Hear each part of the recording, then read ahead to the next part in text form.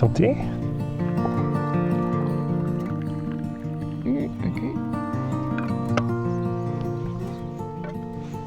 Good morning, good morning. Welcome to Escorial. This is our home base for the upcoming days. Yeah, when we're in Madrid doing a lot of admin, we stay with family here. And it's a beautiful, beautiful spot. We're pretty lucky. Stunning, huh? Yeah. Like, it's absolutely stunning. Yeah. The only thing is that this year the weather's being really weird. Normally in May here it would be sunny and warm and stunning, but it's been raining quite a bit, and today It seems only getting worse. we thought the weather was going to be on our side and we were going to capture This beautiful valley view of the sunrise. with the monastery right there. But no, it's really, really foggy. Yeah. So this is what we get to show you for now. If you ever come here, this is the silla de Felipe II, the chair of Felipe II. The legend says he would sit here to overlook the construction of the monastery of El Escorial, which we'll take you to a bit later. But now let's go answer some questions, huh? Yeah, okay. A little bit of context and a little bit of an introduction. I'm Alejandra. And I'm Wale. And we're a couple that's basically trying to live a little bit of an alternative life after many, many years of working normal jobs and grinding, doing everything you're supposed to do. We just decided that we weren't happy, that it wasn't for us, that life really didn't make sense, and we set out to make it make sense. Yeah. One of our greatest passions is traveling or discovering the world, spending time in different places, being amongst different cultures. We just absolutely love it. And we want to spend a big portion of our life doing that. But we also wanted a home base, somewhere we could go back to. I think our life experience has shown us that that is something pretty important, and that if you don't have a home base, you can feel a bit lost and lonely in the world when things go wrong, like pandemic. So part of our journey has also been buying land in north of Spain, in Cantabria, and now we're living in a stone cabin that we're renovating. That's a bit of the context. General just, yeah. Just. Just. First question is one I'm glad we got asked, because there seems to be a lot of confusion around our name, and it is, why are you called Wale&Me? Yeah, so a lot of people think I am actually called Wale, but that's not the case. My name is Warner. Yeah, they think the "and me" is me, but no, it's supposed to be... It's supposed to be you. But we lived for a while in Brussels, and there we lived in a house with a lot of people together, and we lived there as the only couple. And when decisions had to be made, like, the question was always like, what does Wale think of it? Yeah. And that's how basically your name got stuck. And Wale is basically... combination of our names. Yeah. Warner, Ale. I'm Ale, or Warner calls me Ali. And so Wale was the both of us. And I came up with the "and me" because I thought it was nice to include whoever was on the other side. This name we came up with more than 6 years ago, so way before we had this channel, because we were going to start a trip around the world. Like that, you don't see anything, right? Hey, you do? No, you have to do it like... Okay. We wanted to take photography and have a blog and post on Instagram, and we came up with the name Wale&Me. We've also used it for a moment where we had a couple of sales of bags. You started a little company selling bags and stuff? Yeah, to get some extra money, so we also used the name there. We came up with a logo pretty quickly, designed it ourselves, drew it ourselves. Everything was self-made 6 years ago, and 6 years later, I still like it. I think it's longer than that. It must be much longer. 6, 7? 8? 9? No, 8, no. We've been together 10 years. 10 and a half? I don't know.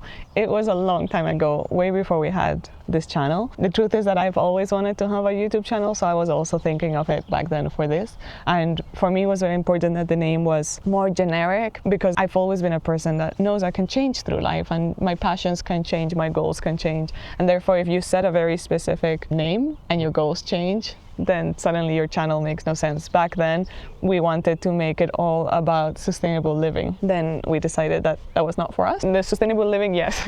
I mean, the talking about it online, it's very difficult. It was not for us. But if we would have called it like Sustainable Warner and Ali or whatever, it would have not been valid now. So, or the same with homesteading or with travel. We want to share our lives, and we are going to continuously change and evolve as people. And so Wale&Me is valid for any phase of life we're in. Yeah, assuming we stay together. Assuming we stay together. So how did you meet? We met, the short story is on Tinder. a long time ago. We've been together 10 and a half years. We basically decided to commit right from the beginning. So we met 10 and a half years ago. The long story is much funnier. Warner actually did not create his profile. It was done by his friends, and he did not swipe right on me. It was done by his roommate. So very little action from his behalf. We started chatting. It was love at first chat. We went on a date the very next day and basically have been inseparable ever since. A bit too inseparable, according to most people. We spend 24/7 together. See what a cute boyfriend I have? He is awesome. And that was 10 and a half years ago. And that was 10 and a half years ago. So pretty interesting. It was in a moment where Tinder was quite new. I also made my profile kind of as a joke. I thought, this weird superficial app where you won't actually meet anyone interesting, and here we are, married and together for life, hopefully. Don't say that again, like we cannot make the joke two times in a row, but it's made now. Okay, the next question is actually a couple of questions combined. Mm-hmm. When is your next trip and where are you going next? We are actually going this summer and we're gonna go to Asia again. Concretely, do you want to give the spoiler? Not yet. Okay, we want to start with a beach place. So what are your goals for this year? We're still getting used to this living your dream life thing and basically allowing ourselves to do how we feel and what we feel like. There's going to be a lot of traveling, hopefully still. And then there's things that we have to take care of in our cabin, big renovations, but we're dependent on builders helping us out for some of them. So it's a bit of a waiting game and a bit of a mystery, basically. Good thing we're pretty flexible people. We'll just have to see as things come, but building renovations and a lot of travel.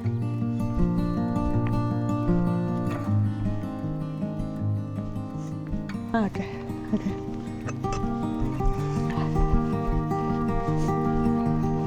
It's so nice that it's all carved in the stone, huh? Yeah, that's good. Beautiful place.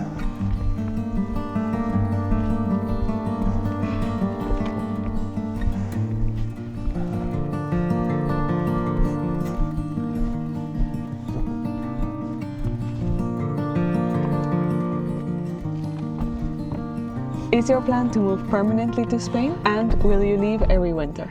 We're already permanently living in Spain. Yeah, I'm fully registered here. I'm fully Spanish, except for not speaking the language properly. You speak pretty well. We pay taxes, we have our social insurance, we're fully living in Spain. But our goal has always been to spend a big portion of the year traveling and then have a home base. So Spain will be our home base, and then we will leave whenever and wherever we can. Yeah, that sometimes will be in winter, and that sometimes will be summer, spring, autumn. Like it's very dependent on when we want to be here and when we want to be out of the country. Yeah, we're pretty flexible in that sense. It's not like a winter thing where we are basically trying to winter it out somewhere else in a warmer place. That will happen a lot. This summer, for example, we're gonna leave. Yeah, because we need a proper summer as well, and a proper summer is not guaranteed in the north of Spain. No.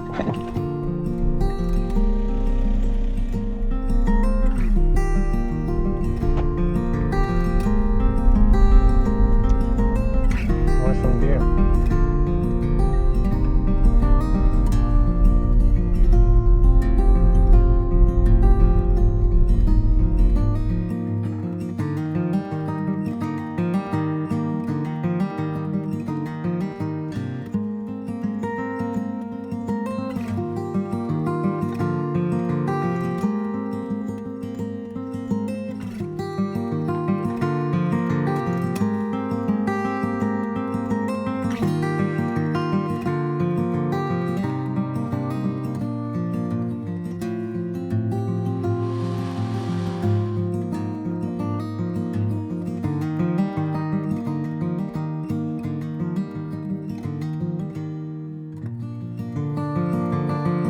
We've gotten a few questions around income, what we do for work, are we living off our savings, etc., etc. So let's call it, what do you do for work? How do you earn money? We actually work a lot during the week. But we don't earn money from it or enough money to live. So our current job is this, YouTube.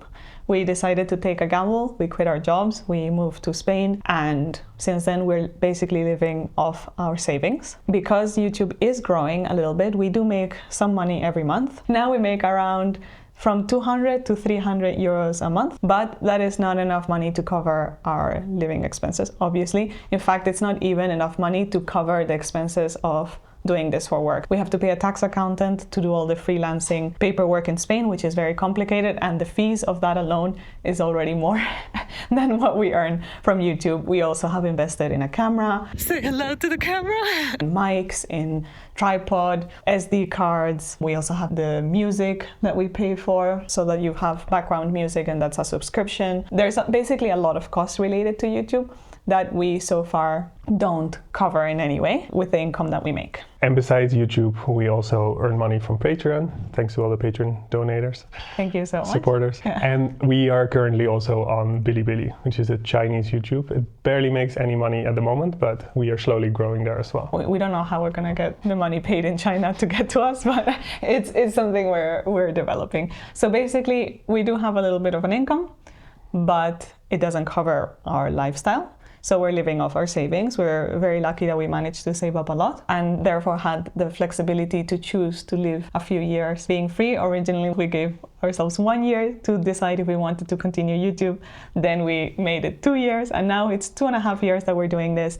And we see the potential. We see that it is possible, that we could live off this. Maybe we never managed to get there, but we still have the chance to continue trying, and we want to give it the best shot we can. So we're really excited about continuing down this path. Yeah. But it's not profitable and it's a lot of work, because sometimes people say, what do you do for work? This is a lot of work, really. We couldn't do this and have full-time jobs, not this type of channel anyway. Maybe we could do sit-down videos once in a while, but we work the majority of the week just to have a video to post every week. We are also working on building passive income streams. We started doing that years ago already, so we are getting a little bit of money. It's very minimal. Very minimal, but there is some passive income money coming in, and we're trying to build it up now. So one of the things for that is, for example, renovating the cabana. That will eventually, in the future, become a passive income source as well. Yeah, whenever we're not there, we'll be renting it out, and that will greatly help us in our day-to-day life. And I do want to stress how long of a period of time we've had to get to this point. So we have worked for years and years on end to just save up to get to this point where we're at now. Yeah, and we're very frugal. That's something, it annoys people as well that we're so frugal, because we don't spend a lot when we travel. We don't spend a lot on anything really, except the essentials, but that is on purpose. That is what gives us flexibility. We've had a really tight budget for practically our whole adult life, and that gives us freedom. We see it as freedom. Yeah, it works so far. We buy our time. There's a series of questions relating to how far we are from other neighbors, the nearest village, food, civilization, etc. when we're in our off-grid cabin. So we live around 10 minutes from the nearest village, but that village has nothing. It has 3 bars, 8 houses, and that's it. It has a really small supermarket, but we almost never use it. We normally go to the next town, which is around 25 minutes away. It has all our stuff. That's where also we get all our packages from. We do quite a lot of online shopping because it's just easier for us. And then 45 minutes further, not further, 45 minutes from our house is where the actual big supermarkets are, where we can get everything we want. It's a big city. We have the DIY shops, we have everything there. So we do most of our stuff there. Then for fruit and veg, we actually have the luck that there's an organic shop very close to our place. It's around 30 minutes. We do orders every week, get all our vegetables or fruits from there, or most of it actually, because in winter there's almost nothing. And we make the orders online, get it delivered at a certain spot, and we can pick it up, and that's around half an hour away. So we are a bit remote, but we're not that remote because we have everything around us. And as for the neighbors, it's also not that far. It looks like we're really in the middle of nowhere, but we are surrounded by neighbors. The closest neighbor is 100 meters away from us. And yeah, we're basically surrounded by people that live there continuously and local people that are still farmers and stuff. And unfortunately, a lot of holiday homes. That's a bit unfortunate. I say unfortunate because those people are not there all year round, which means you cannot really build up relationships, which means, yeah, we have to drive a bit further to meet friends and stuff. but it's all fine. For being rural Spain, we're actually pretty well connected, and that's something that was really important to us because Spain has so many beautiful countryside areas, but sometimes you're 2 hours from the nearest hospital or 2 hours from essential amenities, and that scared us a bit. So we prioritized being well connected, and the place where we are in Cantabria is just perfect for that. How do you handle the lack of routine during long trips or with so much movement, because we do move a lot? There's no routine. That's the short answer. Long answer? Yeah, it is a struggle. It is the biggest struggle. No matter how much you try to establish a routine, every day comes with unexpected trials and tribulations, different transport times, etc. And it becomes really taxing on your body and your mind. Yeah. Therefore, we like to spend longer periods of time in a place so we can get to know people, get to know the place, the culture, but also so we can establish mini routines there. One of our favorite things is identifying a place we love and going back over and over, because then they recognize us and that feels like routine to us. We need to get better at establishing healthy routines like exercise, vitamins, minerals, etc., etc. We're working on it, but it is the biggest struggle of having a very nomadic life. Routine is just difficult to establish. Yeah, and I also notice in the places when we do have a home base, we plump a lot of stuff in those periods of time that we're here, and it becomes as stressful and as lacking of routine as any other place. Because here now, for example, we're here just going through a lot of to-dos and a lot of like appointments and things that need to be done, and it's just everything shoved together, and it's very difficult to just relax. Basically we're in Spain now, but also here we don't have a routine because we're trying to catch up for all the things we haven't done whilst traveling. So our life is a bit of a mess. A lot of people, I think, if they saw how we live day to day, they would not want that for themselves. That's for sure. But we manage, we thrive off chaos at times. Sometimes it's exhausting, but sometimes we thrive. And I do need to mention this is also the reason why we house sit a lot, because those are the moments that we can just relax in one spot. We stay a month if we can, or like 2 weeks in one spot. We did that in Hong Kong, we did that in Vietnam. There are also many other places we've been to where we stayed for multiple weeks or like even 1.5 months. Just staying in one spot and that's it. We don't do anything, we just hang out, like have a little routine, go grocery shopping, go to the beach, and that's it, like very calm. And that for us is very important to just take the stress and the anxiety out of our travels.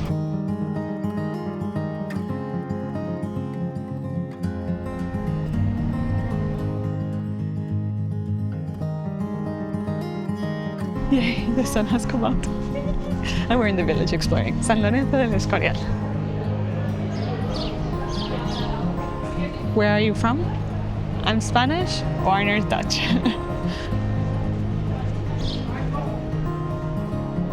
¿Os queda un pan de pasas? You actually missed it now, but...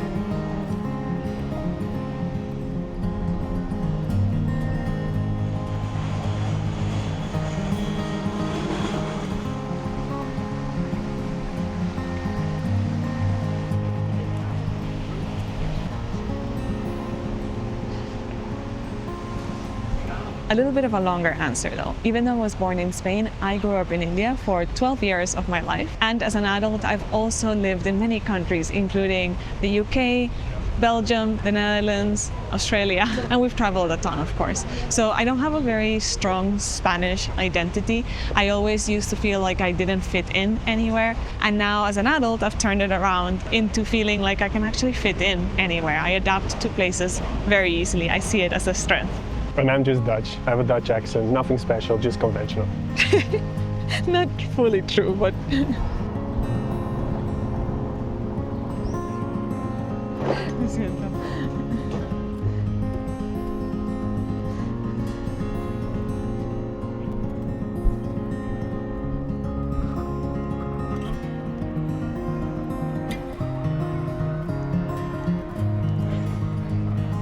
It's chilly.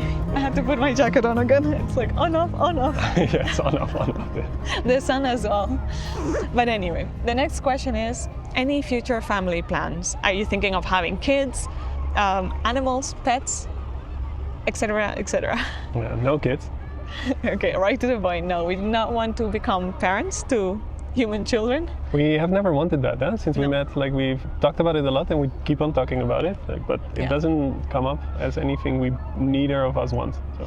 We talk about it in the sense that we allow ourselves to change our minds. I think that is super important in life, to allow yourself to become different versions of who you are and who you think you are. But for now, no.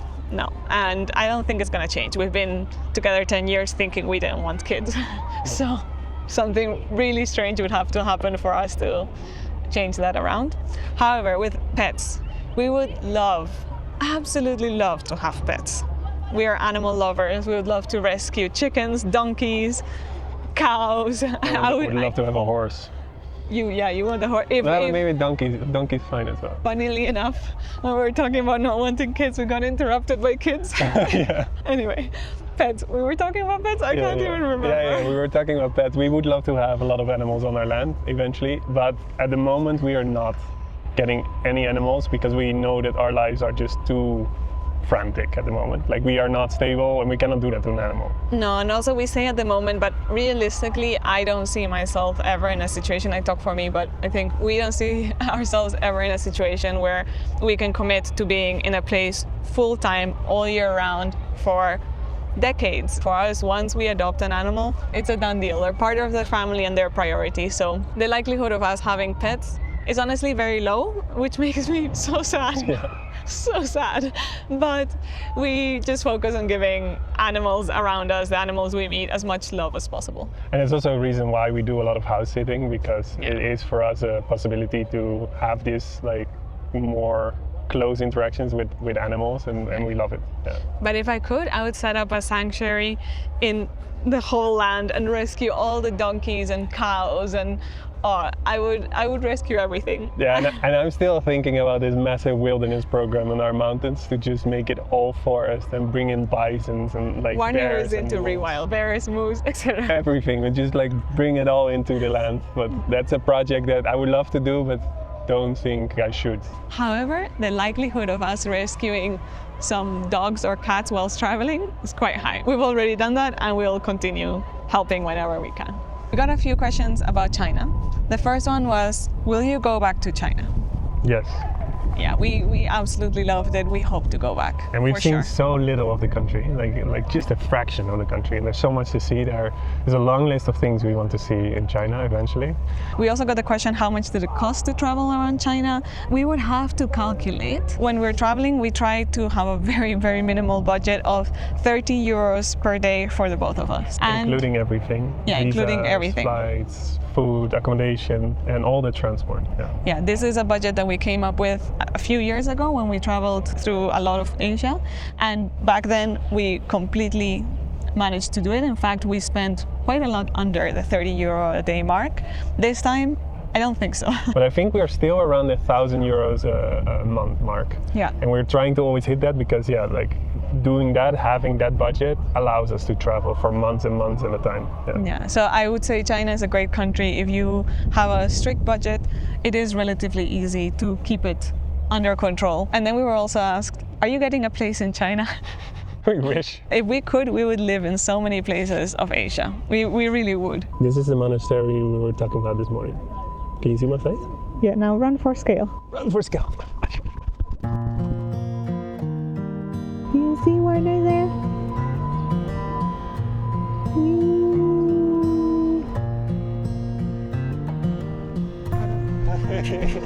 And I'm going trust.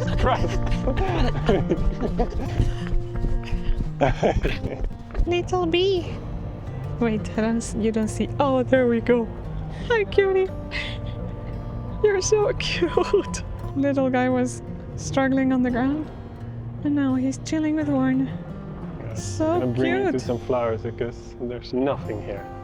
No, it's like Absolutely nothing. granite capital. Nothing for bees. Looking for a spot for the bee. I really got attached to it. It's such a weird thing. But let's just go. Yeah, let's go. Bye. Come on, you can do it. Have a good life. Have a good life.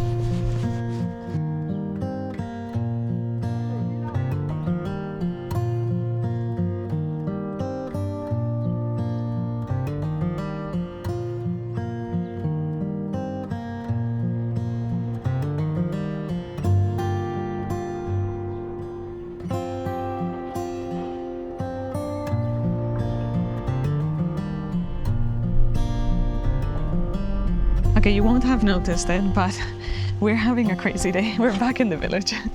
We've been having medical appointments and also the yearly car check, the ITV, in the midst of filming this video. And in general, this week has been pretty nuts. How many medical appointments have we gone to? I think 9 or 10. Again, don't worry, but it was needed, for sure. It was needed. We're just getting a lot of things checked. But anyway, we're back in the village. We're gonna do some groceries and then gonna walk and continue answering your questions. Let's go.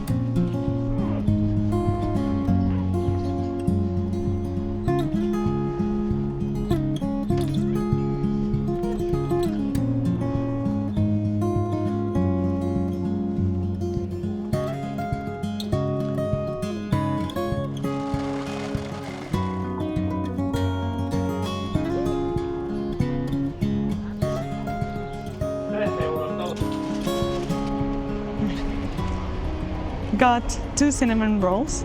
This bakery is really good and their cinnamon rolls happen to be vegan, so yes. We got a few questions about our diet, and the first one was, why did you decide to become vegan? That might require some explanation, but of course we're 2 different people, so different explanations.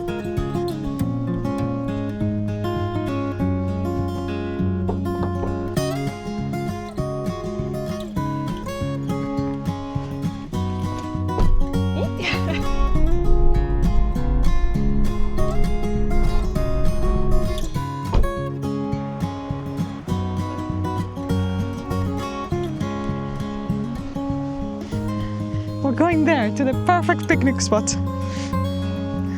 So pretty. Yes. Beautiful.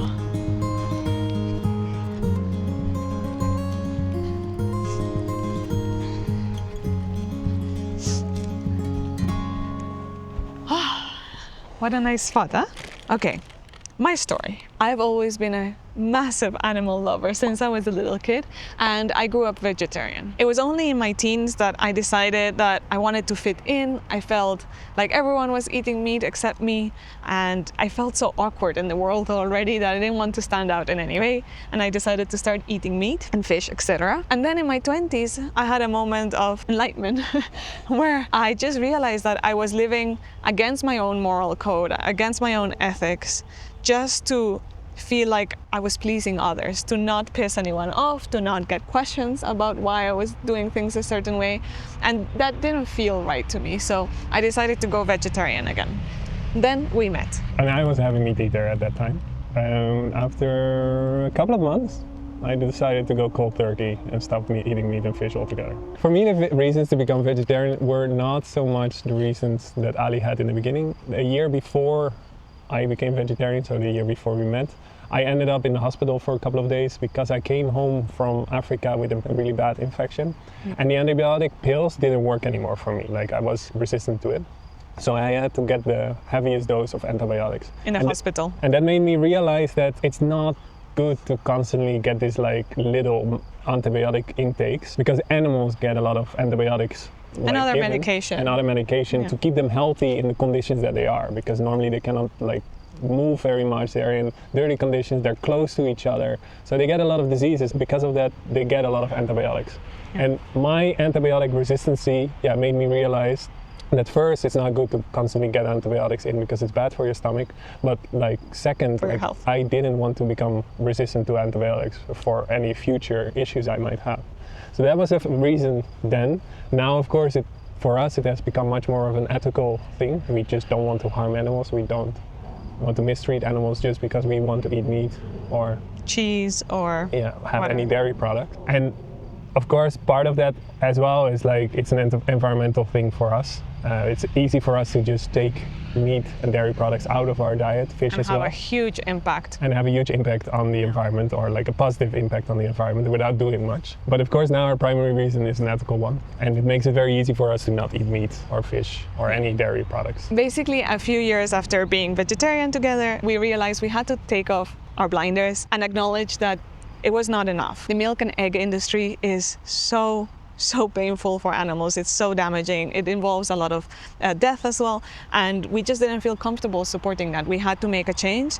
And it's not because we didn't like milk. It's not because we didn't like cheese. We love cheese. Love it. Yeah. But for us, something tasty, having a nice meal, enjoying something is never going to be worth more than an animal's life. It just isn't. So we've decided to stand by our moral code, by our ethics, and stop eating all animal products. And it's very easy for us, like the food we eat, the vegan food we eat is delicious. Yeah. From a health perspective, like we're so healthy. No health issues. No issue. Protein has never been an issue for us. No. We check this regularly and it's all fine. Yeah, and just as anecdotal evidence, my dad has been vegetarian since his early 20s, healthiest 60-something dude we know. Yeah. And then I get comments a lot about my white hair, saying that that's because of lack of nutrients. My dad has white hair, my mom has white hair. It's genetic. My aunt has white hair and she's the heaviest meat eater. She eats meat 4 times a day. So it's just genetics sometimes, you know. I age like this, it's fine. Yeah. Anyway, I wouldn't eat meat just to not have white hair, just to be clear, but we're good, we're healthy.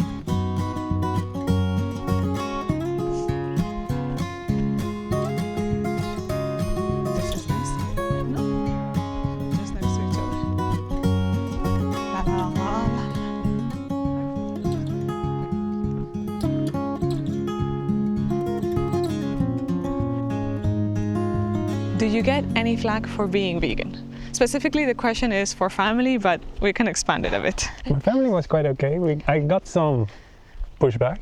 And then my friends were a bit more difficult in the beginning. They really had to get used to me being vegetarian at that time. Yeah.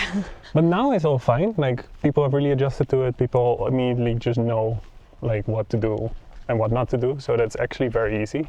We now actually get it mostly from people that watch our videos that are very upset about us being vegan. And it's something that triggers a lot of people, we've noticed, unfortunately. But that's it for now. No? How about you? From my close family, obviously no issues. My parents were vegetarian growing up. My dad is still vegetarian, my mom sort of. And they've always respected my choices no matter what. My broader family, They still don't get it. they still don't get it. My grandma, I'm okay with her not getting it because she just doesn't understand the concept. She doesn't understand the concept. It's been decades for my dad and years for us, and she'll still be like, but chicken is fine, right? Chicken? And then we're like, no. And then she's like, fish? So she just cannot grasp it. And I understand she's lived through a completely different life, but my broader family, they're just not interested in doing the research or putting in the time to understand us. And that's okay, they don't have to. But just to come back to the question, I think it takes people a while to get adjusted to this. And especially veganism, it gets such a bad rap. We've seen research about this that like it's just really misunderstood by people. People get extremely defensive. It's one of the most hated groups of people. After drug addicts. It's first drug addicts and then vegans. This is a research we saw once. We were actually not surprised by it. No, it's a shame, but yeah, it takes a while. And then, yeah, to be honest, with friends, Warner kind of glossed over it. We have some friends that just don't make the effort. We have other friends that really do. As if with everything in life, there's friends that actually care about you and your well-being, and therefore will do anything to care about you as a human. And there are others that are just kind of more whatever, transactional or they just pass through a phase of life and that's it. And it's all fine. Yeah. For us, what's important is how we feel. Yeah. And we're really happy with what we're doing.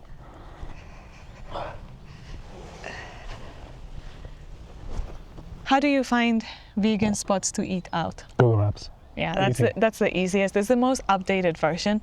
Happy Cow is handy sometimes, but it's a bit outdated. Yeah. It depends on the moment. We check it once in a while, but yeah, mostly Google Maps. Yeah, we just run through Google Maps. If we go to a big city or we are in a certain area, we just type in vegan or vegan restaurant, and then everything around you pops up, and you just go through all the reviews, because normally it is or vegan restaurant or places that have a couple of vegan things, and you just have to figure out based on the reviews how good they are at what they do. And if we're desperate, we look up vegetarian. Yeah. As for how easy it is to find vegan places in Spain it really depends where you go. In Madrid and certain cities, amazing. It's like food heaven. I think Food it's like heaven. vegan capital of Europe. Madrid? I think so. I don't know, it's really good. There's so many options. You can find ice Anything cream, on donuts, sushi, like anything. croissants. Yeah, delicious. But then if you go to rural areas, you might not find absolutely anything at all. So yeah, it really depends where you are. The area we are in, there's a vegan restaurant that's actually really affordable, but it's very close to our house. It's like completely by accident. It's open only in the weekends and it makes the most amazing food. We've been there Yeah, it's really multiple good. times. Rula Gastrobar, if you ever go to Cantabria, try it out. It's really, really good. Yeah, you have to reserve before. But And there was another vegan restaurant before, but that turned into a meat restaurant, which we were extremely upset about. And then in the big city we're close to Santander, there's only one that is vegan fully, and then there are a couple of places that we know where we can have vegan food. Like they have like a vegan ramen there, they have like a vegan thing there, and then like just move around between these places. But to be honest, if we're in Spain, we don't eat out so much. Okay, so what would be your first 100% homegrown meal? This question I love because it made us think for quite a bit actually. I think realistically we would have to assume that we will be able to use olive oil and salt bought from the store. An easy meal that I see us being able to produce relatively quickly would be oven roast potatoes with a parsley sauce, like a mojo verde type sauce, homegrown mushrooms, just, you know, stir fried with a little bit of oil, garlic, all that we can grow in the north of Spain. Gee, you really thought it through, huh? I did. And a salad. Salad is also relatively easy. Yeah. So that would be our first 100% homegrown meal, and maybe someday we are able to make it for you. And I do think you have to tell them that we're really far away from that, because really far. We've thought a lot about the food we would plant and grow, but from thinking to reality, oof, it's gonna be a while. Our priorities have shifted a little bit, and that's just because we have to focus on other things, and we want to focus on other things first, and that is not growing our own food at the moment. Exactly. Speaking about homegrown mushrooms, look, there's some here in the wild. Are these the edible ones? I don't know. We'd have to get good at identifying mushrooms. Shall we sit there? Yeah, let's go. To answer some questions? Now we have a ton of questions about our home in the north of Spain, our home base, and our land, and everything related to that. Oh God, yeah. So let's start with, why did you choose those mountains in Cantabria? There were multiple questions on this, one implying that it doesn't seem like we like the weather a lot. Which is true. Which is very true. Just struggling a bit with this life. It was a combination of factors. We had to be very mindful of our budget because we didn't have a ton of money. We saved up quite a bit, but we didn't have an eternal amount of money. And a lot of really beautiful places in Spain are also very, very expensive since a lot of foreigners move there. And we also wanted to take into account climate predictions. This year has been a bit different and it has rained a lot in Spain. In fact, a really disproportionate amount. Too much, yeah. Yeah, but in the past, Spain was showing clear signs of desertification, and in all the climate predictions, big parts of Spain are basically drying up. They're not going to have any water. Knowing that we wanted to have land and that we wanted the land to thrive for their environment, wild animals, etc., we wanted to find a place that could kind of take care of itself. There was no point in us moving to Andalusia, for example, which we absolutely adore. But anyway, there was no point of us moving down south in Spain and then spending a lot of money and resources in just watering everything to keep it alive. And I also love mountains, and I really loved that area. The moment we started exploring that, I absolutely fell in love with it. Yeah, it's stunning. The mountains specifically where we ended up, we started looking there the first time I think we ever got to the north of Spain. It was one of the first areas we ever saw, we ever explored. And the moment we got there, we were like, wow, feels so good. Yeah, it just felt magical. It is stunning. We discarded it initially because of how difficult it is to build there and renovate there. The permits are just nuts. But then after searching a lot in Asturias, everything was out of our price range and it was more cut off from civilization. We didn't like what was up for offer and we couldn't afford it anyway. So we went back to Cantabria. Do we absolutely love the weather there and being there all the time? No, realistically, no. I know people don't want to hear that, but we don't. It is very rainy and very windy, and we didn't expect it to be as windy as it is. You can have this really, really strong windy days, and by strong I mean 200 kilometers an hour. You know, not a slight breeze. So that is difficult to handle because it's also very scary. And also I think we struggle with the rain and the weather a bit more at the moment because the moment it rains we cannot really do much outside at the moment. Like we are working on the studio because then we have a place where it's light and we can work and stuff. But now we're mainly in the cabana, and the problem with the cabana is that it's a very dark space, and it makes us enjoy spending time there much less. The moment the sun shines, we can sit outside, we can walk on a field. Amazing. It's paradise. Yeah, and I think that's something we didn't realize. We came from living in the Netherlands, we've lived in Belgium, and we were like, we're used to bad weather. Yeah. We're going to be fine. I'm also a homebody, and I love spending time at home, so I didn't think it was going to affect me as much, but I didn't realize how different your lifestyle is in the countryside than in the city. In the city, if it's raining, you can go to cafes, you can go to the cinema, you can meet with friends and do different plans. There's just a world of opportunities, and you also can have a pretty comfortable, easygoing home. Yeah. Whereas in the countryside, the point of the place we are in and the point of living there is the lifestyle of being outside, of doing things with plants, like having a garden, planting your trees, working, wood chopping. There's so much work involved in just surviving there. And most of it is outside. And when it's really rainy and miserable or super windy and dangerous, you're not able to do all those things that you want to do.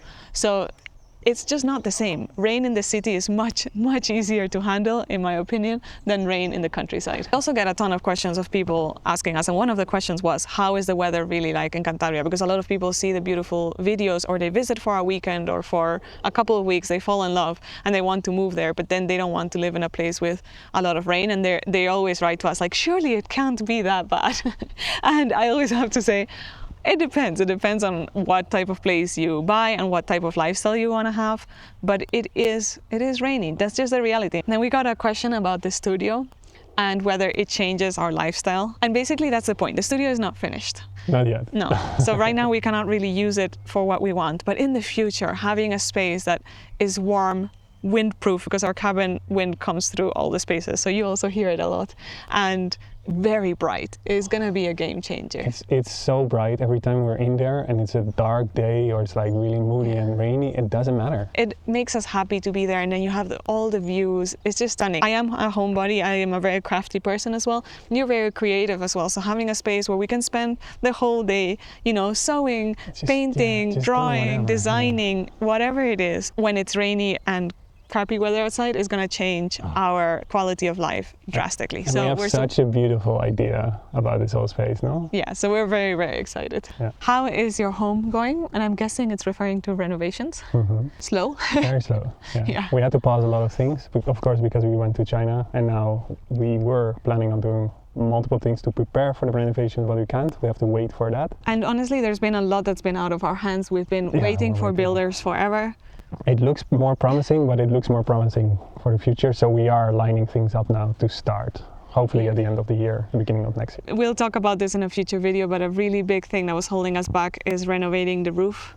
And we have some not so great news there. We've just accepted that the process is really long, slow, and it's going to require some creativity from us, and I think we're going to solve this ourselves. At least for people with our budget and with our capabilities. If we had like 20 strong friends that wanted to volunteer, it would be much easier. You can all come and help us out. We're going to do the roof ourselves. That is the plan. I don't know. We're still thinking about it. And then a question we got as well was, through which platform do we rent our home? And this is referring to the times we leave Spain. We want our home to be occupied by people we trust, because it needs to be taken care of. So because of that, we don't put it out on any platform. Up till now, we've only rented it to people that we've started chatting with because they reached out to us. Like you guys reaching out to us by email, explaining that they want to come to the area, that they want to experience it, if we knew any place, and then we were just coincidentally being like, well, it does line up like once in a while, and it works really well. Yeah, it's just a house that needs a lot of work and taking care of, so we don't rent it out anywhere else at the moment. It's going to happen in the future, but then it needs to be renovated first. Yeah, our priority right now is just that the home is cared for, that the land is looked after, and that Cookie and Rocky are fed or taken care of, like that their medical needs are checked on and stuff. So the rent is not a priority. When we've renovated the whole cabin and it's in a perfect state, then it will be amazing for us to rent it every time we're not there, and properly rent it, get an actual income from it. Yeah, it will be an important passive income stream for us in the future. Yeah, but for now, just people reaching out. So if you're interested, if you want to explore the area, you want to spend some time there, and you're a good person. And it lines up with us leaving, you're more than you can welcome write to us and we'll see what is possible. So what about your other land and the stone cabins? We still have our land. We still love it every time we go. It's not that far from where we're living. And ideally, we would still go ahead and renovate the 4 stone cabins and have a stunning place for the future. However, our priorities have shifted. We are being very realistic. We know that the renovation of the stone cabañas is going to be a very lengthy, very bureaucratic and extremely expensive process, and we don't want to wait 5, 6, 8 years to start living our life. So they're not a priority anymore. We love having that space. We think we got a gem and we're happy to keep it like that for now and see what happens in the future. We don't really know. We hope one day we'll get to be there. Basically, us getting land and the stone cabins and now our cabaña in the north of Spain was really future-proofing our life. And even though at times it doesn't really fit how we want to live right this moment, we know why we made the decision to get land there. We know why we made the decision to move there, and we know why we decided to make it our base. So we still think we made the right choice, and we're excited to see what happens. We're excited to see how life develops. You're so precious. You're so precious. Hola, guapo. Hey, baby.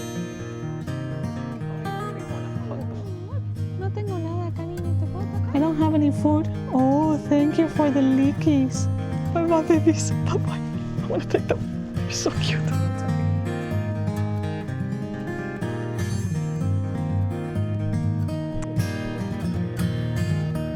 Qué bonito.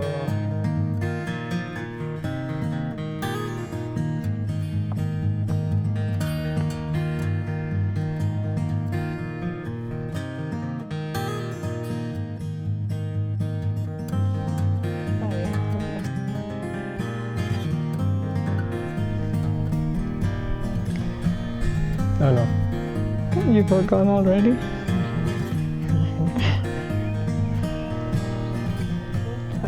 Okay. It's a good place to end the day today. Where we started. Yeah, with a much clearer view. Yeah, the monastery is not as beautifully lit as I would like. No, in the mornings, like the sun hits it right, like in the spot, and it's just beautiful with the mountains behind. But you get the gist. Yeah, we'll keep that for another time. It's like you said always, we have to come back for something. Huh? True. Well, we've seen that. You have to go back. Anyway, last question for the video was, what do you have planned for your future? And that's a big one. And the true answer is, honestly, we don't know. Our goal is always to be able to just live our dream life, and we want to be free to be able to change our dreams as life evolves. Yeah. We don't know, but we're excited to continue changing, continue shifting, continue living, and hopefully just be free to be ourselves every step of the way. Thank you so much for watching. And for supporting us. Thank you for asking us all these really cool questions. See you next week. Ciao.